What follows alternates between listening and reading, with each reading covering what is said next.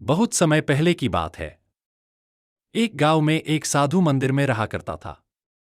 उनकी दिनचर्या रोजाना प्रभु की भक्ति कराना और आने जाने वाले लोगों को धर्म का उपदेश देना थी।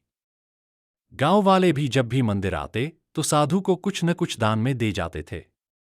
इसलिए साधु को भोजन और वस्त्र की कोई कमी नहीं होती थी। रोज भोजन करने के बाद साधु बचा हुआ खाना छींके में रखकर छत से टांग देता था। समय ऐसे ही आराम से निकल रहा था, लेकिन अब साधु के साथ एक अजीब सी घटना होने लगी थी। वह जो खाना छींके में रखता था, गायब हो जाता था। साधु ने परेशान होकर इस बारे में पता लगाने का निर्णय किया। उसने रात को दरवाजे के पीछे से छिपकर देखा कि एक छोटा सा चूहा उसका भोजन निकालकर ले जाता है। दूसरे दिन उन्होंने छींके को और ऊपर कर दिया ताकि चूहा उस तक न पहुंच सके, लेकिन यह उपाय भी काम नहीं आया। उन्होंने देखा कि चूहा और ऊंची छलांग लगाकर छींके पर चढ़ जाता और भोजन निकाल लेता था। अब साधु चूहे से परेशान रहने लगा था। एक दिन उस मंदिर में एक भिक्षुक आया।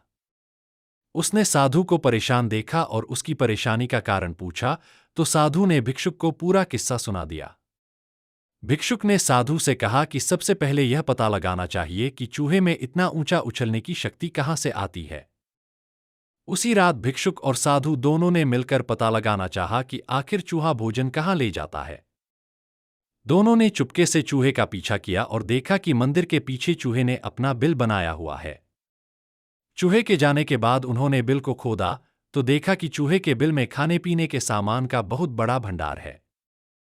तब भिक्षुक ने कहा कि इसी वजह से ही चूहे में इतना ऊपर उछलने की शक्ति आती है। उन्होंने उस सामग्री का निकाल लिया और गरीबों में बांटा दिया।